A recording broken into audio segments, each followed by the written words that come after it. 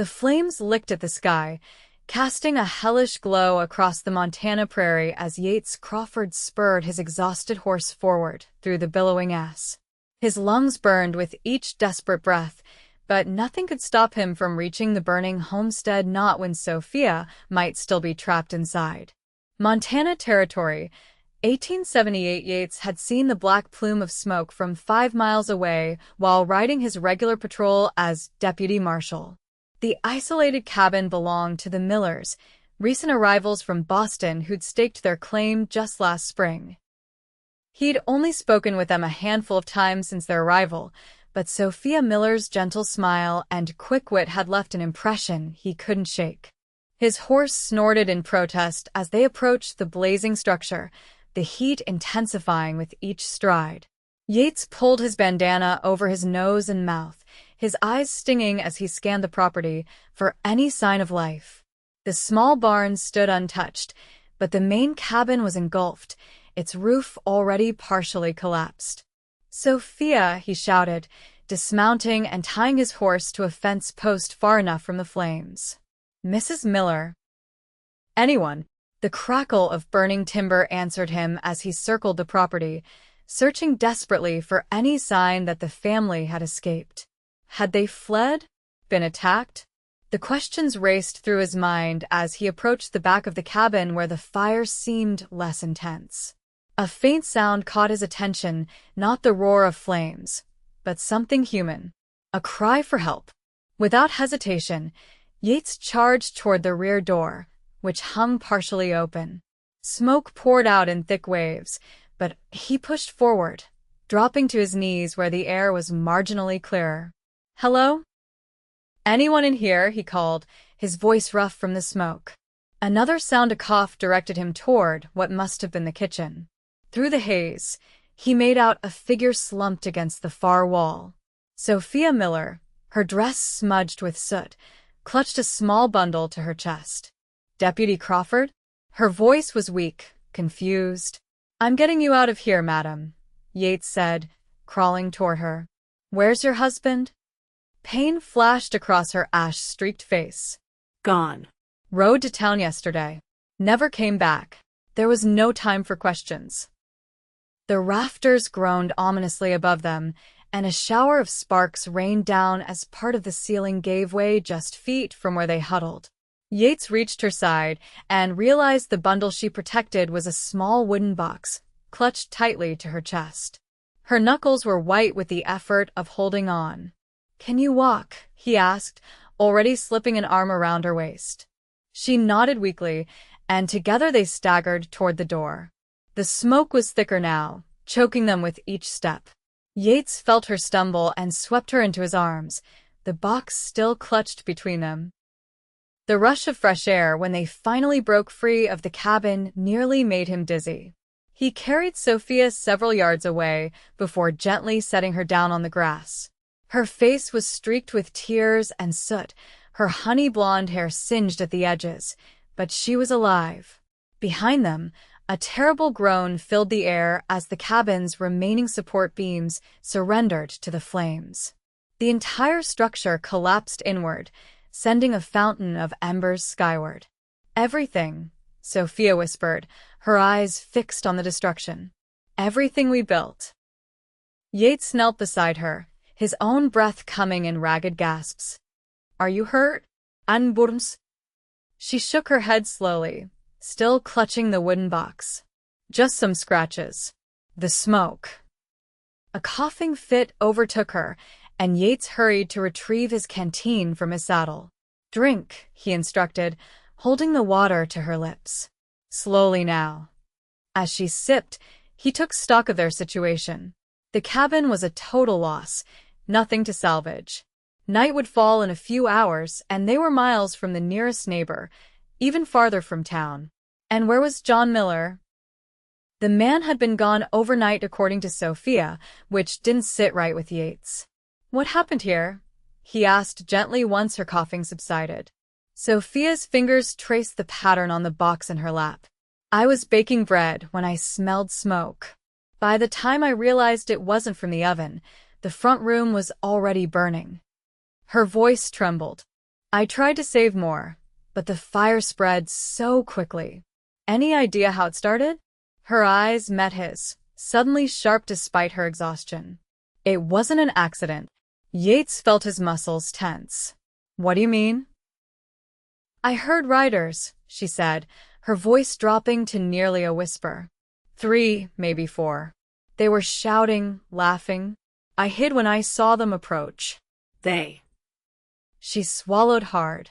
They threw something through the window. That's when the fire began. Anger coursed through Yates, hot and immediate. Did you recognize them? She shook her head.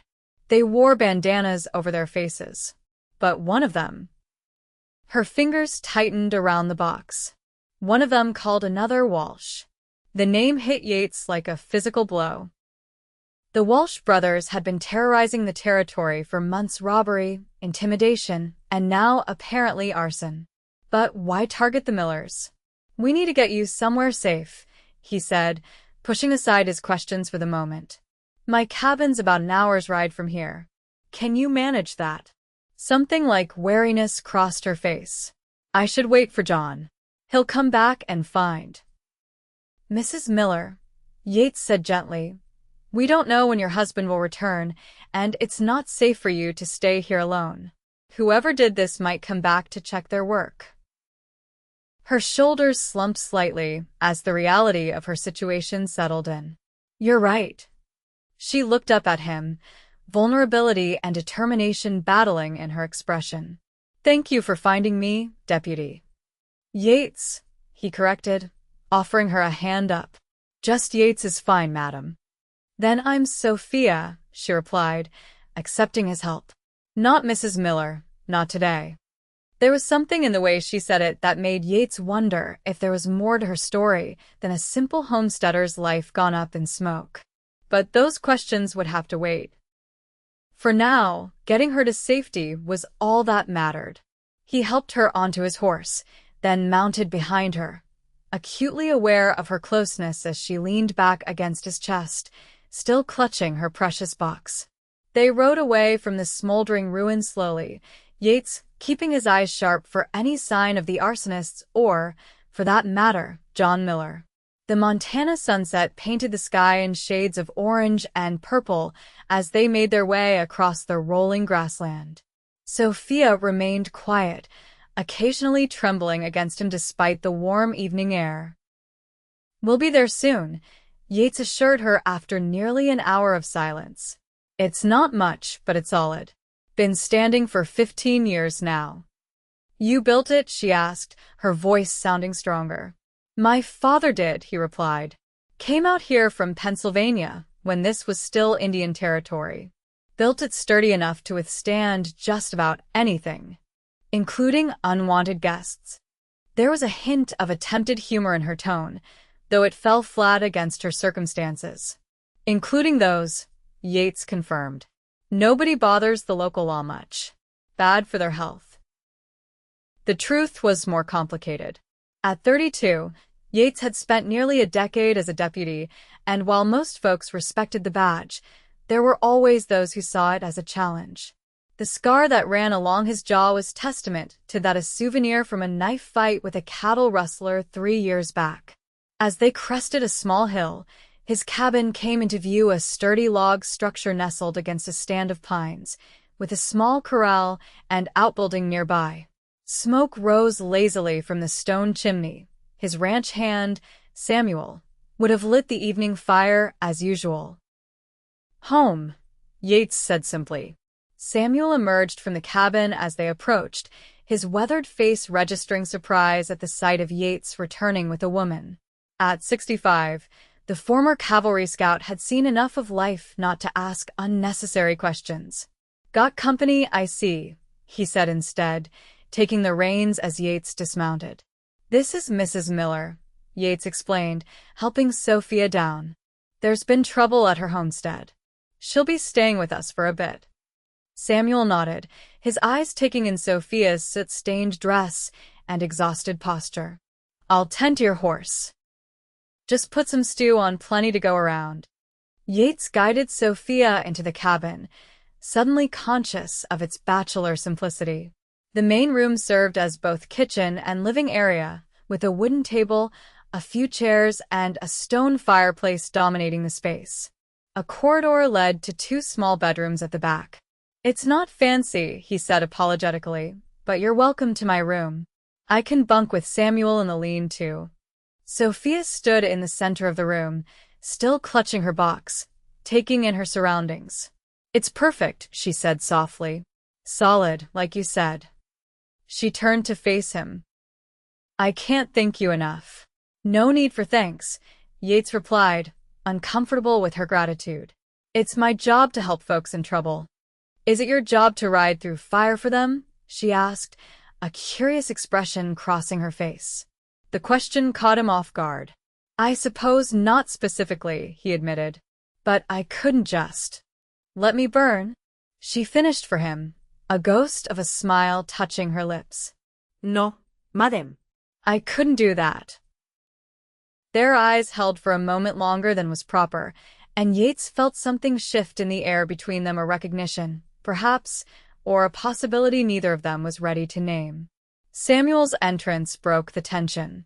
"Stew's hot," he announced, hanging his hat on a peg by the door. "And I've put water on to heat if you'd like to wash up, madam." "Thank you," Sophia said, finally loosening her grip on the wooden box. "I would appreciate that very much." While Samuel showed her to the washroom, Yates took the opportunity to change out of his smoke-damaged clothes. His mind raced with questions about the attack on the Miller homestead. The Walsh gang typically targeted stagecoaches or businesses with ready cash. Why burn out a struggling homesteader family? And where was John Miller? The man had been a mystery since his arrival in the territory. Claimed to be from Boston money, looking to start fresh in the West, but Yates had always sensed there was more to his story. Miller kept to himself, rarely came to town except for supplies, and when he did, he spoke little to anyone. Sophia, on the other hand, had always been friendly on the few occasions Yates had encountered her in town, polite, well-spoken, with an intelligence that seemed at odds with her frontier surroundings. Now that he thought about it, he'd never seen the Millers together in public. Strange for newlyweds staking a claim in hostile territory. When he returned to the main room, Sophia was seated at the table, her hair damp from washing and combed back from her face. She'd done her best to clean her dress, but the smoke damage was evident. Samuel had already served up 3 bowls of his rabbit stew. "You'll need some fresh clothes," Yates observed as he took a seat across from her. "I can ride into town tomorrow, see what Mrs. Henderson at the general store might have available." "That's very kind, but unnecessary," Sophia replied, her eyes downcast. "I'm sure John will return soon. We can make arrangements then." Yates exchanged a glance with Samuel, who raised an eyebrow slightly before focusing on his stew. "Mrs. Miller, Sophia," Yates began carefully, "I need to ask you some questions about what happened today. It might help us find who did this." She nodded, setting down her spoon. "Of course. You mentioned hearing the name Walsh. Do you know why the Walsh gang might target your homestead?" Her hands twisted in her lap. "No." "We have nothing of value." Except that, Yates nodded toward the wooden box she'd placed on the bench beside her. Sophia's hand moved protectively to rest on the box. "This? It's just personal items. Letters, a few photographs. Nothing worth burning a house for." "And your husband, where exactly did he go yesterday?" A flicker of something unease, fear, crossed her face. "To Helena. He said he had business with the land office." "That's nearly 2 days' ride each way," Yates pointed out. "He planned to be gone several days?" "Yes," she said, then seemed to reconsider. "No." "I mean, he said he would return by today. That's why I expected him." Samuel cleared his throat and stood. "Think I'll check on the horses," he mumbled, clearly wanting no part of the increasingly tense conversation. When the door closed behind him, Yates leaned forward. "Sophia, I want to help you, but I need the truth. What aren't you telling me?" Her eyes, a striking shade of green he hadn't fully appreciated before, met his directly.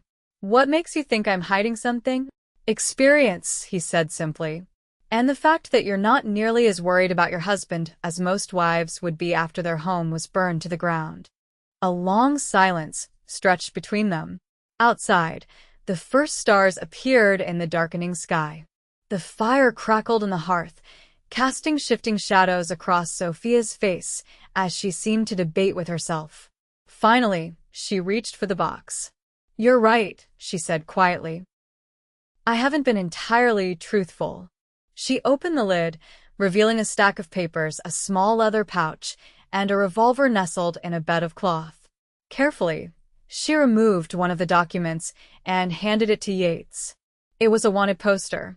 The illustration showed a man with a distinctive scar across his cheek.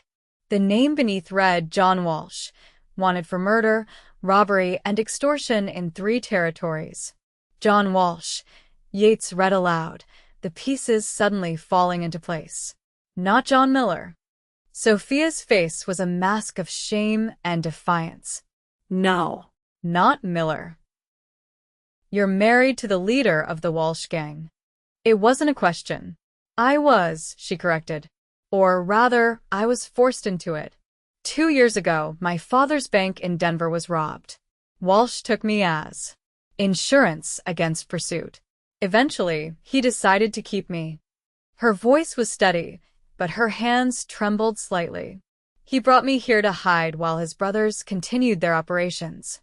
Said no one would look for him playing homesteader with a wife."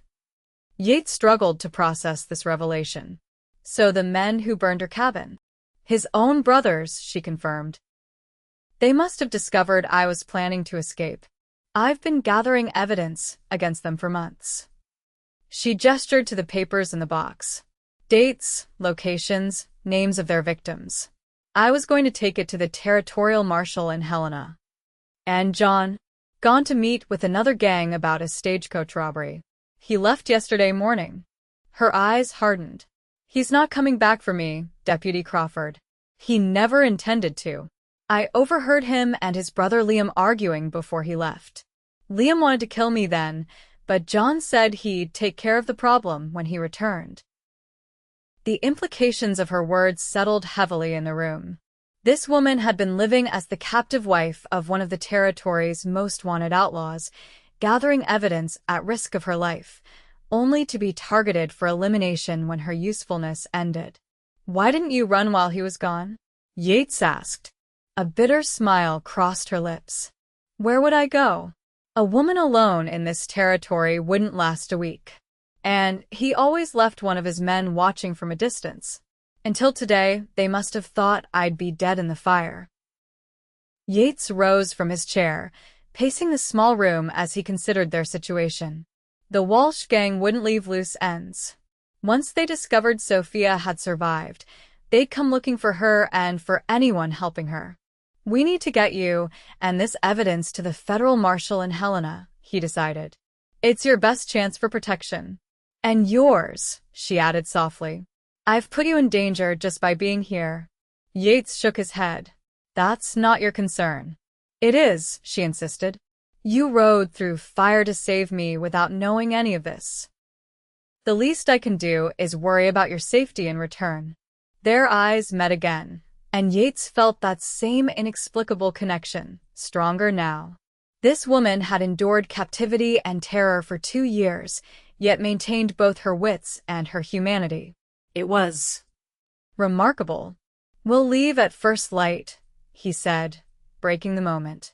"Samuel can ride to town tonight. Let the sheriff know what's happened. Better to have more eyes watching for the Walsh gang." Sophia nodded, closing her box of evidence. "Thank you," she said simply, "for believing me." "Rest now," Yates replied. "Tomorrow will be a long day."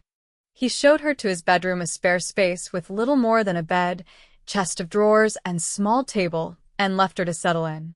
Outside on the porch, he found Samuel smoking his pipe, the old man's face thoughtful in the moonlight. "Trouble, isn't it?" Samuel asked without preamble. "The worst kind," Yates confirmed, leaning against the porch rail. "She's John Walsh's captive, not his wife. His gang burned the cabin to kill her." Samuel whistled low. The devil himself. Never thought he'd be hiding out as a homesteader. "I need you to ride to town, tell Sheriff Brody what's happened. We'll take her to Helena tomorrow, but if Walsh or his brothers show up looking, they'll find more than they bargained for," Samuel finished, tapping out his pipe. "I'll go now, be back before dawn." As the older man saddled his horse and rode off into the night, Yates remained on the porch, his eyes scanning the darkness. The Walsh gang had a reputation for brutality, and now he understood why. A man who would force a woman into false marriage, threaten her life when she was no longer useful, such a man had no limits to his depravity. But beneath his professional concern, Yates felt something else stirring, an admiration for Sophia's courage and a protectiveness that went beyond his duty as a lawman. He'd always prided himself on his detachment, his ability to enforce the law without becoming personally entangled in the lives of those he helped or hunted. Something told him that detachment was about to be sorely tested. Inside the cabin, Sophia stood at the small window, watching the deputy's silhouette against the night sky. For the first time in 2 years, she felt something close to hope. Not just for escape from John Walsh, but for the possibility of a life beyond survival. A life where trust and kindness weren't merely tactics in a deadly game. She touched the fading bruise on her wrist, a parting gift from John before he'd left yesterday. "Never again," she whispered to herself. Whatever happened tomorrow, she would never again be any man's possession. Dawn broke with a clarity that belied the dangers of the day ahead. Yates had slept little, alternating between watching the approaches to the cabin and checking on Sophia. She'd fallen into an exhausted sleep almost immediately, curled protectively around her box of evidence. Samuel returned just as the eastern sky began to lighten, bringing news that Sheriff Brody had telegraphed ahead to Helena, alerting the federal marshal to their imminent arrival. "No sign of the Walsh gang in town," Samuel reported as they saddled fresh horses. "But Brody says there's been word of them operating near the stage road to Helena. We'll need to be cautious." Sophia emerged from the cabin dressed in the same smoke-damaged dress, but with a borrowed coat from Yates draped over her shoulders. She tied back her honey blonde hair and carried her precious box wrapped in a piece of oilcloth for protection. "I've packed some provisions," Samuel said, handing her a small bundle. "Bread, cheese, jerky. Should see you to Helena, if you're careful." "Thank you," she replied, securing the bundle to her saddle. "For everything." The old scout nodded gruffly. "Just see those Walsh boys get what's coming to them." Yates checked his Winchester rifle one last time before sliding it into the saddle scabbard. His Colt revolver hung at his hip, and a backup Derringer was tucked into his boot. He hoped they wouldn't need the firearms, but experience had taught him to prepare for the worst. "We'll take the eastern trail," he told Sophia as they mounted. "Longer route, but less traveled. With luck, we'll reach Helena by tomorrow evening." She nodded, her face set with determination. "I'm ready." As they rode away from the cabin, Yates couldn't help glancing back at the only real home he'd known since childhood. Samuel would defend it if necessary, but if the Walsh gang tracked them here, "Your home will be fine," Sophia said, reading his thoughts. "They want me, not your property." "It's not the cabin I'm worried about," Yates replied. "Samuel's getting on in years. He puts on a good front, but he's not as quick as he used to be." "He strikes me as a man who's survived plenty," she observed. "And he has the sheriff watching for trouble." Yates appreciated her attempt at reassurance, but the knot of worry remained. The Walsh gang had a reputation for thoroughness that bordered on obsession. John Walsh in particular was known for hunting down anyone who crossed him, no matter how long it took. They rode in companionable silence as the morning progressed, making good time across the rolling grasslands. Yates kept them away from the main trails, using old hunting paths and dry creek beds where possible to obscure their direction. Around midday, they stopped in a small copse of trees to rest the horses and eat. Sophia seemed more at ease in the saddle than Yates had expected for a banker's daughter from Denver. "You ride well," he commented as they shared the bread and cheese. A small smile touched her lips. "My mother insisted I learn as a girl. She said a proper lady should be accomplished at riding, even if she never planned to leave the city." Her expression grew distant. "I wonder what she would think of me now." "I expect she'd be proud," Yates said. "Not many could have endured what you have and kept their wits about them." Sophia looked up, clearly surprised by his assessment. "Most would say I've been foolish. Staying with a man like John, pretending to be his wife." "You stayed alive," Yates corrected her. "And you gathered evidence that might bring down his entire operation. I'd call that courageous, not foolish." A faint blush colored her cheeks. "Thank you. It's been a long time since anyone." She trailed off, then straightened her shoulders. "We should keep moving." As they continued their journey, Sophia gradually shared more of her story, how John Walsh had initially treated her with a twisted sort of courtesy, presenting himself to the outside world as a devoted husband while keeping her isolated and controlled. "He was careful never to leave marks where they could be seen," she explained, her voice matter of fact. "Always the gentleman in public. Always the tyrant in private." Yates felt his jaw tighten with anger. "How did you start gathering evidence against him?" "Little by little. His brothers would visit, usually at night. They'd talk freely, thinking I was asleep or too frightened to understand what they were planning." Her expression hardened. "They underestimated me. I started keeping notes, hiding them in that box. John thought it contained mementos from my life before he never bothered to look inside." "And the gun?" Yates asked, remembering the revolver nestled among the papers. "Took it from one of his brothers when he was in a drunken stupor," she admitted. "Kept it hidden in case." She didn't need to finish the thought. By late afternoon, they had covered nearly 20 miles, the terrain gradually becoming more rugged as they approached the foothills that would lead them toward Helena. Yates chose a sheltered ravine for their camp, with good visibility of the surrounding area and multiple escape routes if needed. As twilight descended, they built only the smallest of fires, enough to warm their coffee but not large enough to be visible from a distance. The spring night was mild, but Sophia shivered slightly as darkness fell. "Here," Yates said, offering her his bedroll. "Take this. I'll keep watch first." "You need rest too," she protested. "I'll wake you for the second watch," he promised, though he had no intention of doing so. She needed the sleep more than he did. Sophia hesitated, then accepted the bedroll, spreading it near the fire. "Will we reach Helena tomorrow?" "Barring any trouble, yes," Yates confirmed, checking his revolver out of habit. "The federal marshal has a reputation for effectiveness. Once you're under his protection and he has your evidence, the Walsh gang's days are numbered." "And what then?" she asked quietly. "For me, I mean." The question caught him off guard. He'd been so focused on getting her to safety that he hadn't considered what would come after. "I suppose that depends on what you want. You could return to Denver, to your family." She shook her head. "There's nothing for me there. My father died 6 months after I was taken. My mother followed him to the grave within the year." "Grief," the doctor said. Her voice held old pain. "No siblings, no close relations. Just a life I barely remember." "I'm sorry," Yates said, meaning it. "No one should lose everything that way." Sophia's gaze met his across the small fire. "What about you? Samuel mentioned your father built your cabin, but you've never spoken of family." "Not much to tell," he replied with a shrug. "Father died when I was 19.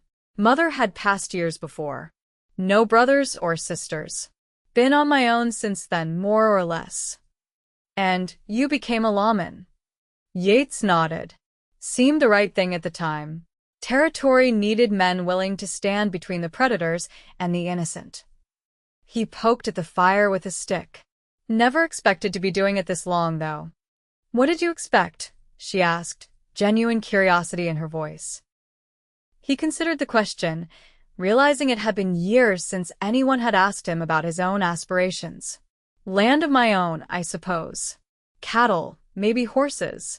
A place that was mine by building, not just by inheritance." He smiled ruefully. "The usual dream out here." "It's a good dream," Sophia said softly. "Honest." Something in her tone made him look up. She was watching him with an expression he couldn't quite read, thoughtful, perhaps even admiring. "You should rest," he said, suddenly uncomfortable with the direction of their conversation. "Tomorrow will be another long day." She nodded, settling into the bedroll. "Wake me for my watch," she insisted again. "I will," he lied, knowing he'd let her sleep through the night. As Sophia drifted off, Yates kept his vigil, scanning the darkness beyond their small camp. The stars wheeled overhead, brilliant in the clear mountain air, and he found his thoughts returning again and again to the woman sleeping nearby. She was unlike anyone he'd encountered in his years as a lawman, resilient, yet vulnerable, intelligent and determined despite the circumstances that had nearly broken her. In another life, another time, she might have been. He cut off that line of thinking. She was a woman escaping a violent past, and he was the deputy assigned to protect her. Nothing more. Once she was safely delivered to Helena, his duty would be fulfilled, and they would go their separate ways. So, why did that prospect suddenly feel like a loss? The night passed without incident, and true to his word, Yates let Sophia sleep until dawn. She frowned when she realized what he'd done. "You needed the rest more than I did," he said simply, handing her a cup of coffee. "And you needed sleep as much as I did," she countered, accepting the cup. "How do you expect to protect us both if you're exhausted?" "Been running on less sleep for longer periods," he assured her. "One night won't slow me down." They broke camp efficiently, erasing all signs of their presence before continuing their journey. The terrain grew steadily more challenging as they ascended into the foothills, following game trails that wound through stands of pine and aspen. By mid-morning, they had a clear view of the valley behind them, the vast expanse of prairie stretching to the horizon. Yates paused often to scan their back trail, alert for any sign of pursuit. "See anything?" Sophia asked during one such stop. "Not yet," he replied. "But that doesn't mean they're not looking."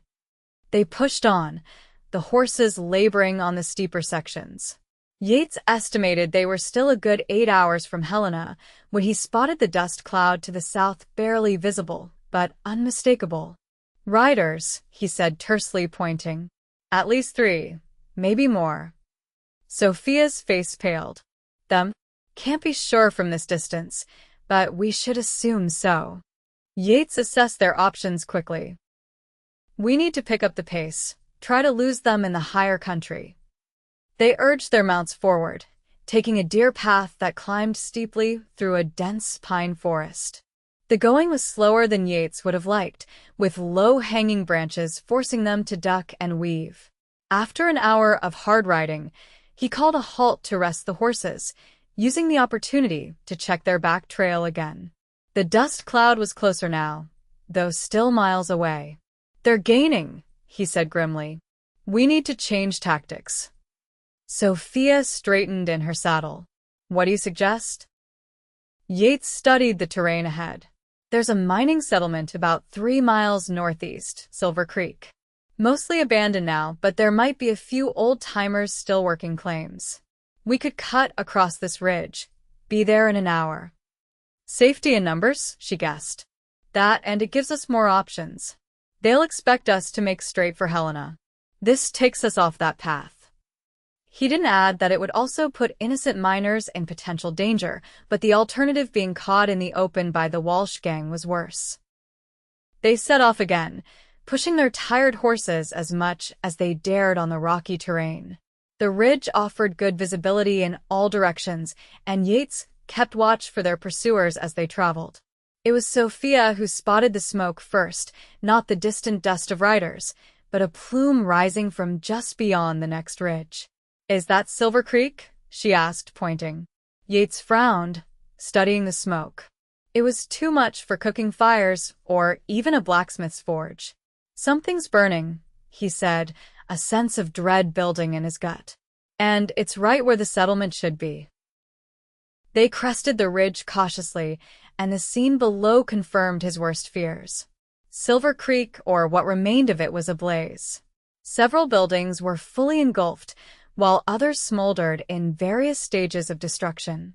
Even from a distance, Yates could make out figures moving among the buildings, men on horseback, methodically setting fire to the remaining structures. "Walsh," Sophia whispered, horror in her voice. "They're burning everything, looking for us." Yates knew she was right. The gang must have anticipated their route, perhaps guessing they would seek shelter in the mining camp. Now they were systematically destroying any potential hiding place, likely killing anyone who got in their way. "We need to go back," he said, already turning his horse. "Find another route." But even as he spoke, a shout rose from below. One of the riders had spotted them on the ridgeline, pointing in their direction. Within seconds, several men were mounting up, preparing to give chase. "Run," Yates urged, spurring his horse. "Head for the timberline.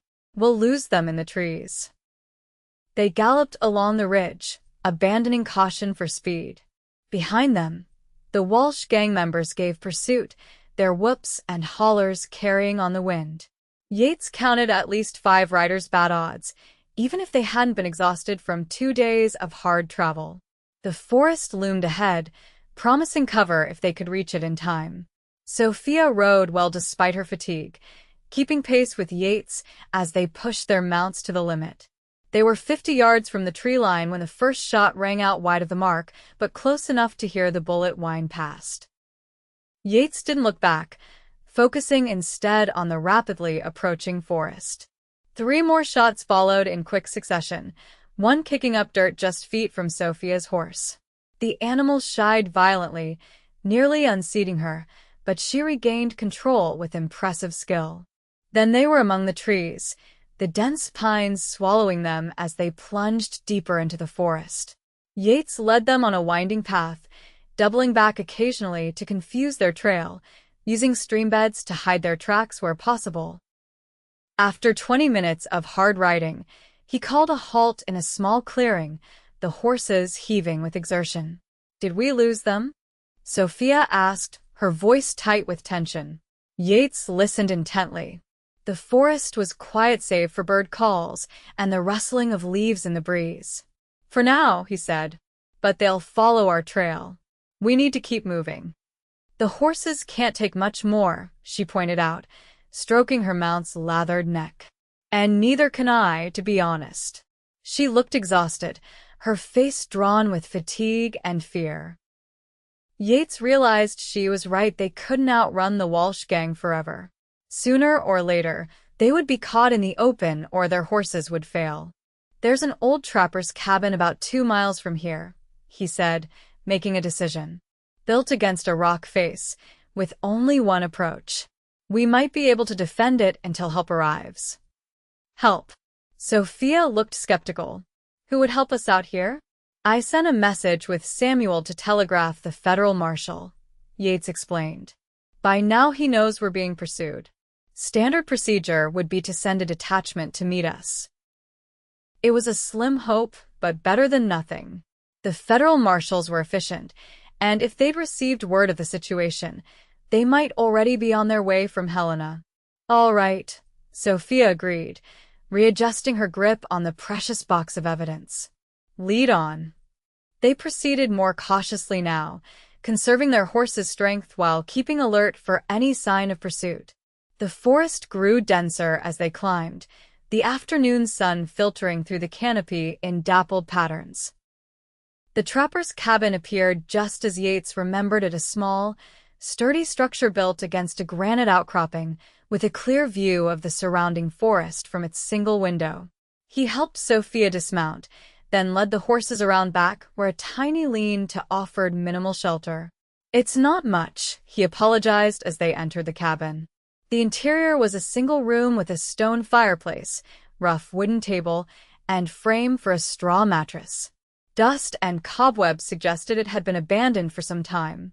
"It's perfect," Sophia said, setting down her box on the table. "Defensible, like you said."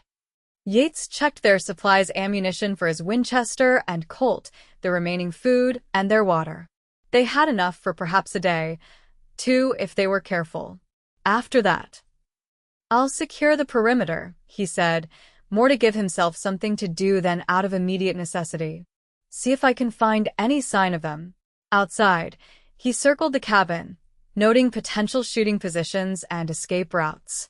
The rocky slope behind the cabin was too steep to climb while under fire, but offered protection from attack from that direction. The front approach was clear for 50 yards, good visibility, but also exposing anyone trying to reach the cabin.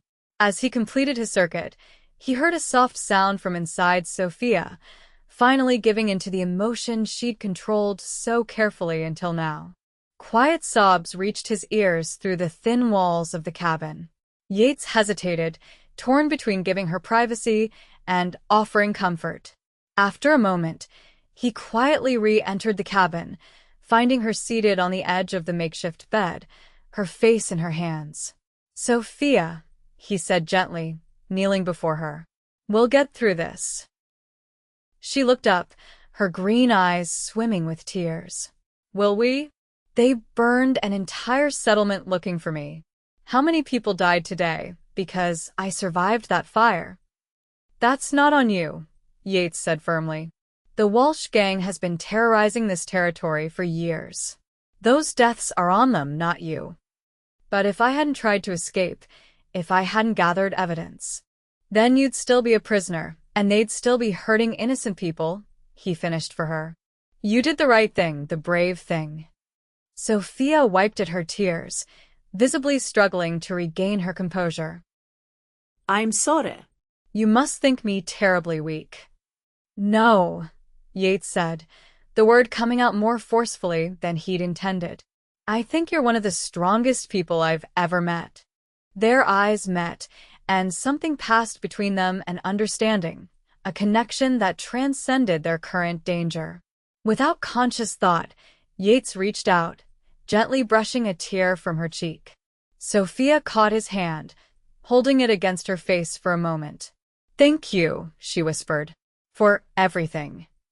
The intimacy of the gesture sent a jolt through Yates, both unfamiliar and somehow right. He was acutely aware of how close they were, of the warmth of her skin beneath his fingers. A crack of a branch outside shattered the moment. Yates was on his feet instantly, gun drawn, moving to the window in a crouch. "What is it?" Sophia whispered, tension returning to her voice. Yates scanned the forest edge, looking for any movement. For several long moments, nothing stirred. Then he caught at a flash of color between the trees, quickly gone. Someone was out there, watching. "They've found us," he said quietly. "At least one of them." Sophia moved to his side, staying low as he'd done. "What do we do?" "Wait," Yates replied, checking that his rifle was loaded. "They'll either attack or try to wait us out. Either way, we're better positioned here than running." As darkness fell, they prepared as best they could, barricading the door with a table, positioning ammunition within easy reach, conserving their lamp oil to maintain night vision. Yates kept watch while Sophia dozed fitfully on the makeshift bed. Just after midnight, the attack began. The first shot shattered the window, showering the interior with glass. Yates, who had been expecting something of the sort, was already in position and returned fire immediately, aiming at the muzzle flash in the darkness. "Stay down," he shouted to Sophia, who had jolted awake at the sound. More shots followed, peppering the cabin walls. Yates counted at least 3 different weapons, a shotgun and 2 rifles from the sound of it. He fired back judiciously, conserving ammunition while keeping the attackers at bay. A lull fell after several minutes of exchange, the forest silent once more. "How many?" Sophia asked, now crouched beside him with her own revolver ready. "3, maybe 4, Yates estimated. They're trying to pin us down, wear us out. Or waiting for John to arrive," she added grimly. "His brothers wouldn't want to deny him the pleasure of dealing with me personally." The thought sent a chill through Yates. John Walsh's reputation for cruelty was well earned, particularly toward those who betrayed him. "That won't happen," he promised, reloading his rifle. "Not while I'm breathing." Sophia gave him a look that contained both gratitude and sadness. "I won't let them take me alive," she said quietly. "Not again." Before Yates could respond, a voice called out from the darkness. "Deputy Crawford, we know you're in there with my wife." The voice was cultured, almost pleasant, belying its menacing content. "Send her out, and you might just live through the night." "John," Sophia whispered, her face going pale in the dim light. Yates moved to the window, keeping well to the side. "She's not your wife, Walsh," he called back. "And she's under my protection." A laugh floated back through the darkness. "Protection? Look around you, deputy. You're trapped in a box with nowhere to run. I have 5 men with me, and by dawn, we'll have more. How long do you think you can hold out?" It was a good question. They had limited ammunition, no food to speak of, and their water would run out by tomorrow. Still, Yates had faced worse odds and survived. "Long enough for the federal marshals to arrive," he replied. "They're already on their way, Walsh. Your little reign of terror is ending, one way or another." There was a pause then. "Sophia, darling, why don't you speak for yourself? Surely you don't want this foolish lawman to die for your mistakes." Yates glanced at Sophia, seeing the conflict in her eyes. For a moment, he feared she might actually consider surrendering to save him. "Don't," he said softly. "That's exactly what he wants." She nodded, then moved to the window, staying clear of potential fire. "It's over, John," she called out, her voice remarkably steady. "I have everything: dates, names, locations. Every robbery, every murder. It's all documented and on its way to the federal marshal." "You lying bitch." The cultured veneer cracked, revealing the rage beneath. "You have nothing." "I have enough to hang you and your brothers 10 times over," she replied.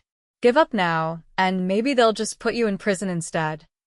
The response was a barrage of gunfire that splintered the door and punched new holes in the cabin walls.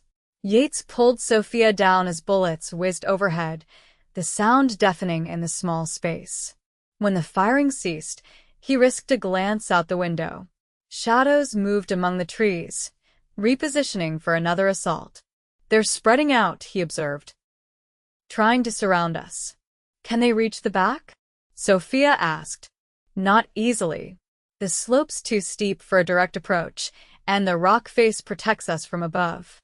Yates considered their options.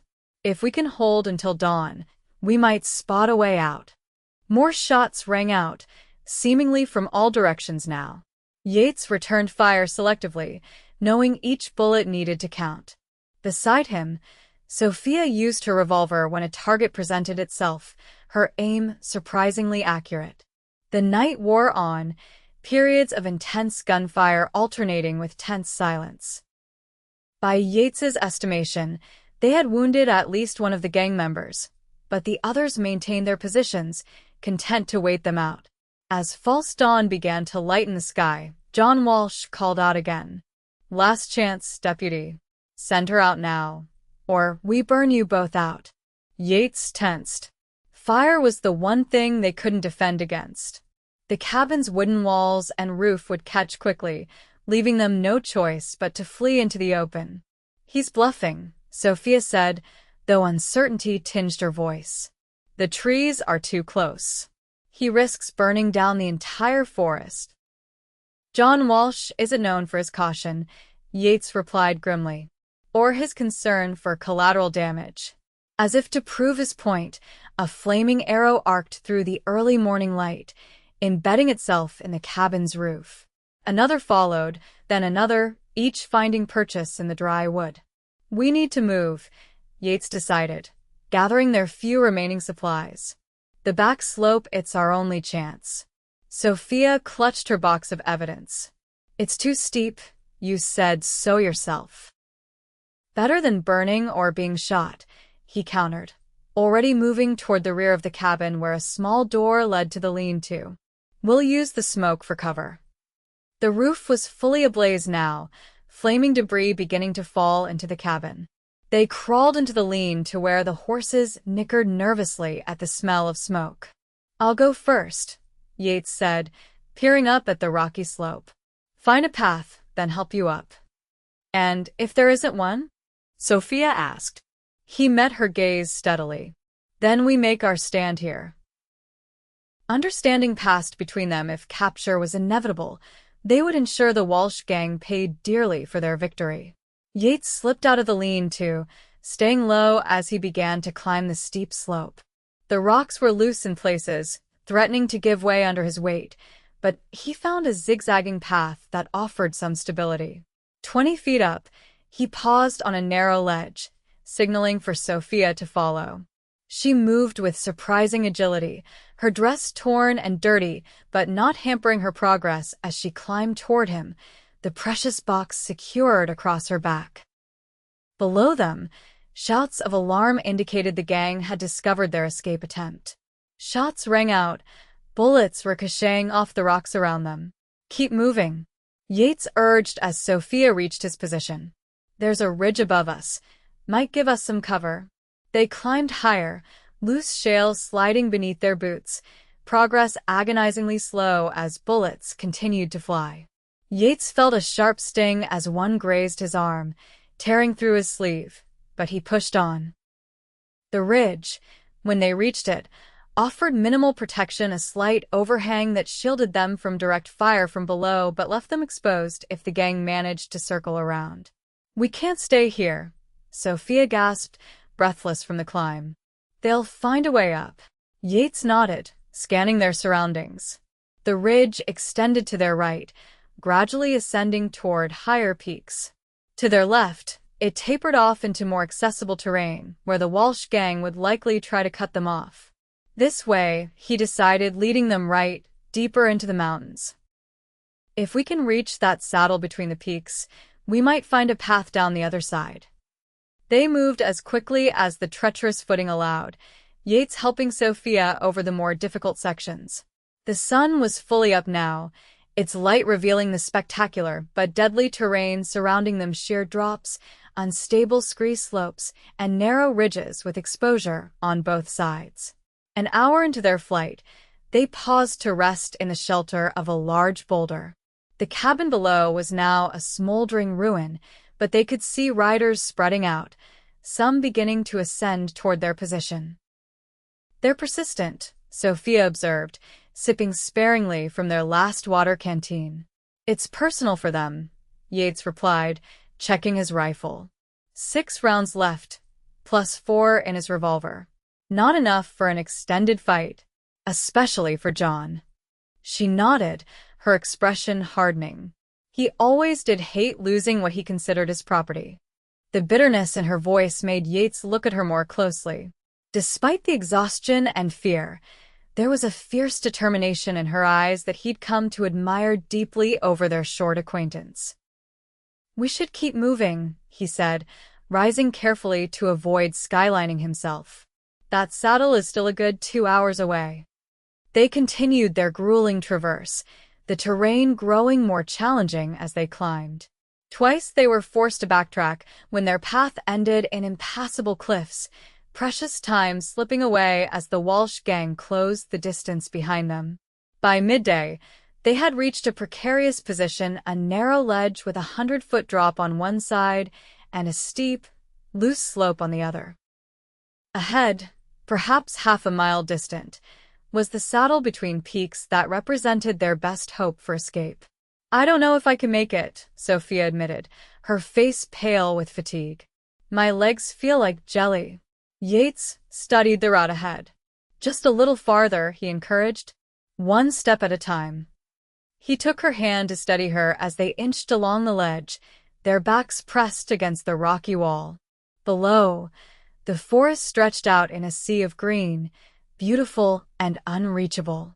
They were halfway across when Yates heard the distinctive metallic click of a hammer being cocked. He froze, his eyes scanning for the source. "That's far enough," came John Walsh's voice from above them. Yates looked up to see the outlaw perched on a rock outcropping 20 feet above their position, rifle aimed directly at them. His face was just as the wanted poster had depicted, handsome in a cold way, with a scar bisecting his left cheek. His clothes were finer than most outlaws, lending him the appearance of a gentleman on a hunting expedition rather than a desperate fugitive. "John," Sophia acknowledged, her voice steady despite the fear Yates could feel in her trembling hand. "My dear wife," Walsh replied with mocking courtesy. "You've led us on quite a chase. Deputy Crawford as well." His cold eyes shifted to Yates. "Drop your weapons, lawman." Slowly, Yates assessed their situation with growing despair. They were exposed on the ledge, with nowhere to run. If he tried to draw on Walsh, they'd both be dead before he could aim. "Don't do it," Sophia whispered beside him. "He'll kill us anyway." She was right, of course. John Walsh had no intention of letting either of them live, not after what they'd seen and done. "I said drop them." Walsh barked, his refined facade slipping. Yates made his decision in an instant. With a swift movement, he pushed Sophia against the rock wall, shielding her with his body as he drew his revolver. Walsh fired first, the bullet striking Yates in the shoulder with devastating force. Pain exploded through his body, but he managed to get off a shot of his own before collapsing to his knees on the narrow ledge. His aim was true. Walsh jerked backward, clutching his chest, then toppled from his perch, plummeting past them with a scream that ended abruptly far below. "Yates!" Sophia cried, catching him before he could fall over the edge. "Oh God, you're hit." He nodded, unable to speak through the waves of agony radiating from his shoulder. The bullet had passed through, he realized dimly, but the bleeding was severe. "We need to keep moving," he managed finally, trying to push himself upright. "His brothers will be close behind." "You can't walk," Sophia protested, tearing a strip from her petticoat to bind his wound. "The bleeding." "No choice," Yates insisted. "If we stay here, we die." With Sophia's help, he struggled to his feet, swaying dangerously on the narrow ledge. Each movement sent fresh pain lancing through his shoulder, but he forced himself forward, one agonizing step at a time. Their progress was painfully slow, Yates leaning heavily on Sophia as they inched along the remaining section of ledge. By the time they reached more stable ground, his vision was swimming, his shirt soaked with blood despite the makeshift bandage. "Just a little farther," Sophia urged, supporting much of his weight as they staggered toward the saddle between peaks. "We can rest there, get a better look at your wound." Yates nodded, unable to muster the strength for speech. Each step was an exercise in willpower now, his body threatening to betray him at any moment. Only Sophia's steady presence kept him moving forward. The saddle, when they finally reached it, offered a surprising sight, a gentle slope leading down the far side, with patches of forest providing potential cover. More importantly, a thin ribbon of road was visible in the valley below, winding its way toward what must be Helena. "Look," Sophia said, pointing. "The road. If we can reach it." But Yates could go no further. His legs buckled beneath him, and he collapsed onto the rocky ground, darkness encroaching at the edges of his vision. "Yates!" Sophia's voice seemed to come from far away. "Stay with me, please." He tried to respond, to tell her to go on without him, but the words wouldn't come. The last thing he saw before consciousness fled was Sophia's face above him, tears streaming down her dirt-smudged cheeks. When Yates next opened his eyes, he was surprised to find himself alive. More surprising still was the fact that he was indoors, lying on a proper bed with clean bandages wrapped around his shoulder. "Welcome back, deputy," said a gruff voice to his right. Yates turned his head, even that small movement requiring significant effort to see a stocky man in a federal marshal's uniform seated beside the bed. "Marshal Davis." The man introduced himself. "You've had us all worried these past 3 days." 3 days? Yates croaked, his throat parched. The marshal nodded, offering a cup of water. "You lost a lot of blood. Doctor wasn't sure you'd pull through." As Yates sipped gratefully, memory flooded back the cabin, the chase, Walsh's bullet finding its mark. "And Sophia." "Sophia," he said urgently, trying to sit up. "Mrs. Miller." Is she?" "Easy now," Marshal Davis said, pressing him gently back onto the pillows. "She's fine." "Exhausted and banged up, but otherwise unharmed. Been at your bedside most of the time until I ordered her to get some proper rest herself." Relief washed over Yates, followed by confusion. "How did we?" "I remember falling, nothing after." "Quite the story there," Davis said, settling back in his chair. "Mrs. Miller managed to flag down one of my patrols on the Helena Road. They were already searching for you based on the telegram from Sheriff Brody. She refused to leave your side, helped keep pressure on your wound all the way back to town." "And Walsh?"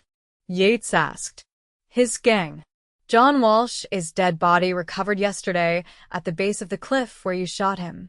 His brothers scattered after that, but we captured 2 of them trying to flee the territory. The evidence Mrs. Miller provided is enough to hang them both, and we've got posses out looking for the others." Davis gave him an appraising look. "You did good work, deputy. Above and beyond." Yates shook his head slightly. "It was mostly her. I just helped her get to safety." "That's not how she tells it," came a familiar voice from the doorway. Sophia stood there, her appearance transformed from when he'd last seen her. Clean and rested, dressed in a simple blue dress that must have been purchased in Helena, she was striking in a way Yates hadn't fully appreciated during their desperate flight. "I'll leave you 2 to catch up," Marshal Davis said, rising. "Don't tire him out too much, Mrs. Miller." Doctor's orders. When the marshal had gone, Sophia approached the bed, her expression a mixture of relief and something deeper, less definable. "You scared me," she said softly, taking the chair the marshal had vacated.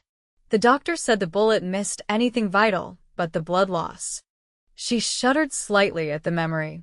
"I'm sorry," Yates replied, "for frightening you." "Don't you dare apologize," she admonished, her green eyes flashing. "You saved my life. Multiple times." He managed a weak smile. "Seems to me we saved each other." A comfortable silence fell between them, broken only by the distant sounds of the town beyond the window. "What happens now?" Yates asked finally. "For you, I mean?" Sophia's hands twisted slightly in her lap, a nervous gesture he'd come to recognize. "The marshal has offered me protection until the trials are complete. After that." She shrugged slightly. "I'm not sure. I have no home to return to, no family waiting." "You could go anywhere," Yates pointed out. "Start fresh where no one knows your history." "I could," she agreed, meeting his gaze directly. "Or I could stay in Montana." The implication in her words hung in the air between them, both thrilling and terrifying in its possibilities. "Montana's a good place," Yates said carefully. "Hard sometimes, but good." "That's what I've heard," Sophia replied, a small smile tugging at her lips. "I've also heard there's a deputy marshal who might be looking to settle down on his own land one day. Raise cattle, maybe horses." Yates felt a warmth spreading through him that had nothing to do with his injury. "He might be," he admitted, "though he'd need someone special to share that dream with. Someone who's seen the worst the territory has to offer and still wants to stay," she suggested. "Someone exactly like that," Yates confirmed, finding the courage to reach for her hand. Someone brave and determined, and unlike anyone he's ever met. Sophia's fingers intertwined with his, the simple contact more meaningful than any words. "Well," she said softly, "I happen to know someone who might be interested in that position." 2 years later, the ranch house gleamed white in the summer sunshine, its fresh paint a stark contrast to the deep green of the surrounding pines. From the porch, Yates surveyed his domain with quiet satisfaction: 100 head of cattle grazing in the lower pasture, a string of fine horses in the corral, and fields of hay nearly ready for harvest. Not bad for 2 years' work, he reflected, especially considering he'd started those 2 years with a bullet wound and almost nothing to his name beyond his badge and reputation. The screen door opened behind him, and Sophia stepped out, wiping her hands on her apron. "Dinner's almost ready," she announced. "Samuel's bringing in the hands now." Yates smiled at his wife, still amazed at how fate had brought them together. "Need any help?" "Not with the cooking," she replied with a laugh. "We both know how that ends."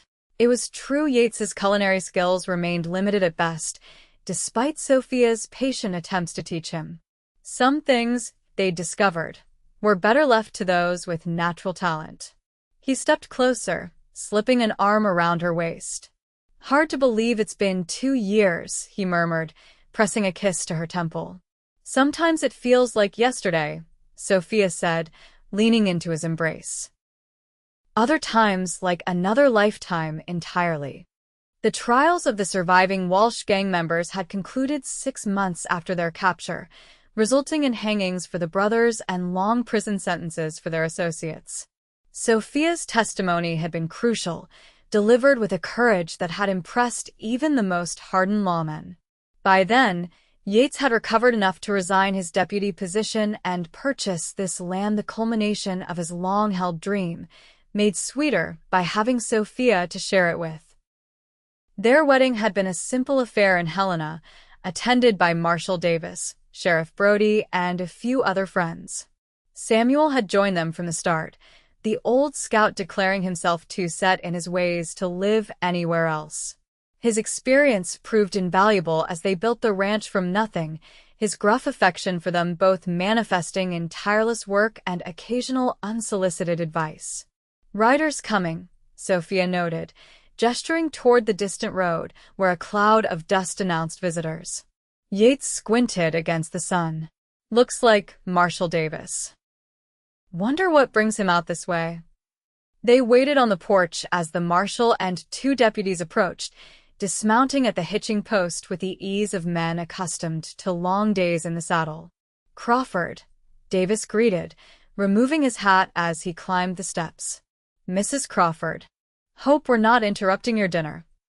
"Just in time to join us, actually," Sophia replied with the gracious hospitality that had made their home a favorite stopping place for travelers.